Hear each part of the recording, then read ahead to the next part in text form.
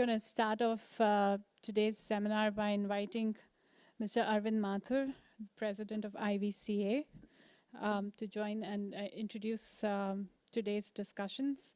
Mr. Mathur is CFA FRM and has held a variety of positions, including Head of Capital Markets at Asian Development Bank and was a senior advisor with Citi. And he's currently the president of the Indian Private Equity and Venture Capital Association, key supporter for the private equity and the venture capital investors in India, and great friend for Nishit Desai in the common endeavor to promote private equity and venture capital investments in India. Thank you, Arvind. Good afternoon, everybody, and welcome to this event, Lifecycle of India-Focused Funds, hosted by Nishit Desai Associates. Thank you very much, Nishit, for organizing this in Hong Kong. I think it's a great way for people here and investors here in Hong Kong and the various law firms to learn about India. So thank you very much. At the outset, I would also very much like to thank some of the supporting partners who've helped a lot in helping organize this event. The Hong Kong Venture Capital Association, ASIFMA, APRIA, HK, ISC, and AVCJ. These are all our friends. I also want to add that NDA is a top law firm. They've been a member of the Indian Private Equity and Venture Capital Association right from its beginning. And I personally know Mr. Desai for the last 20 years from my career at the Asian Development Bank. I'm going to take a few minutes to sort of lay the backdrop for the discussions that will ensue.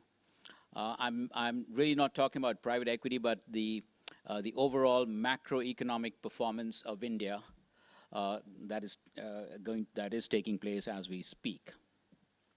The roadmap of my presentation is I'm going to talk briefly about inflation, interest rates, GDP growth, the Indian sovereign rating, and the fiscal deficit. I like this chart because it shows a clear trend with inflation declining. Inflation in the year around the year 2010-11 was almost 11%, which was very high, and it's really good news for India that it's now trended down to 5.17%. And actually, this is it was unexpected to come down so rapidly. It was forecast to be 5.5%, but it's down to 5.17%, and as I mentioned, compared to 11.16% in November. The Reserve Bank of India, which is the country's central bank, has a forecast of 5.8% for inflation. Also, the good news is that recently the Reserve Bank of India has got an explicit understanding with the government of India for inflation targets, and which is as low as 4% by the year 2017-18. The impact of this decline in inflation has been that interest rates are also trending downwards. The Reserve Bank has cut its benchmark rate at which it lends to banks twice this year, and it's gone down to 7.5%. The central bank governor has indicated this might go down further. This is very important because one of the complaints of Indian entrepreneurs and businessmen is that interest rates are high and it becomes a major cost of inputs. And I was also reading an article, by the way, Nishit, by Mr. Vaman Kamath, chairman of ICICI Bank, who's a leader in the financial sector in India, saying that if interest rates can go down by another 2% in the country, it'll have the words he used were a magical effect on the economy, which had actually happened in the early 2000s, when interest rates were cut at that time. So it's a key thing to watch, are Indian interest rates. The other good news is that Moody's recently released one of their research reports in which they've their rating of India They have indicated there might be a possible upgrade in the next 12 months. We have to see whether that actually happens. They have revised the rating from stable to positive. So you have here this independent agency. The implication of this is that policies of the government are very much moving in the right direction. S&P also has a stable outlook with respect to its rating. The other interesting thing is that in their report, Moody's said that growth will remain stronger than the global average. I'm just quoting Moody's to you, but this is the general opinion of most observers, most of us who are in India. If you talk to bankers, entrepreneurs, central bank officials, government officials, there's a good dose of optimism in the country, and people do believe that growth is going to accelerate from here. Looking at some specific numbers, if you look at the number at the bottom of this chart, it had gone down, growth had gone down to an abysmally low number of 4.5% in 2013. This was pretty, a very bad number, really, a growth number for India. From there, it's bounced back, and it's in the region, it hit about 7%, 7.4% in the year ending March 2015, almost doubled in the year ending March 2015. The IMF has now forecast that Indian GDP growth will be approximately 7.5%. And there are many other forecasts you can read about, Goldman forecast, Morgan Stanley forecast. So I've just put one of these forecasts. Morgan Stanley anticipates nearly 8% GDP growth rate. And this is really nice for India. Obviously, the government is even more optimistic. So what are the growth impulses? Why is this happening?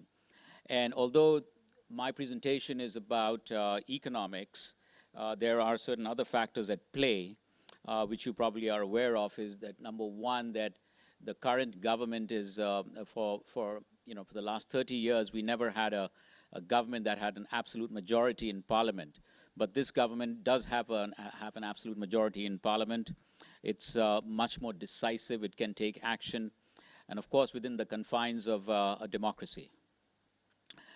So that's the sort of political backdrop.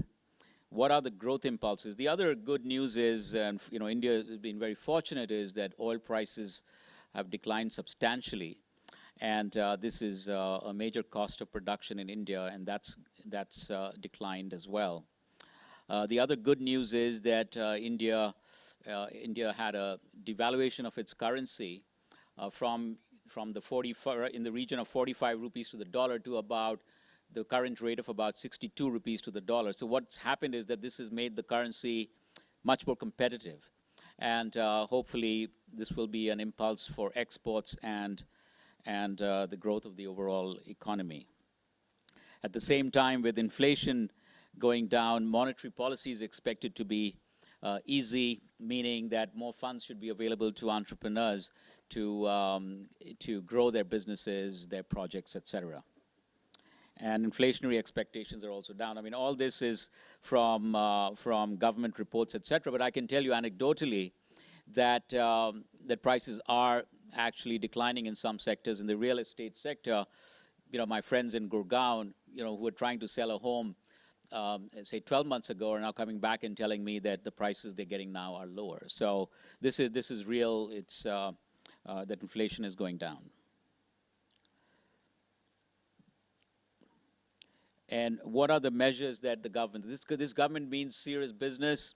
They're actually doing a lot that they can, whatever they can, to grow the economy. They are giving faster approvals for investments. They've announced a program called Make in India program, which is fantastic because it focuses everybody's mind that, look, we've got to make and we've got to grow, we've got to produce quality. And I was just reading that the Indian Prime Minister was in France 2 days ago, where he visited the Airbus company, and he was very smart. I think he was literally like a salesperson, and managed to attract Airbus to source $2 billion worth of parts for different Airbus aircraft from India. And that's really nice. The reason why I like that is because obviously these have to be of certain quality, they are high tech, and this was, actually done by, Mr. Modi himself. He was in France when just 3 days ago he did this. There is a boosting of investments in infrastructure that is planned, and funds are being allocated for this. There was a lot of policy uncertainty in sectors like coal. Coal is very important for India because it still is a major fuel for production of power.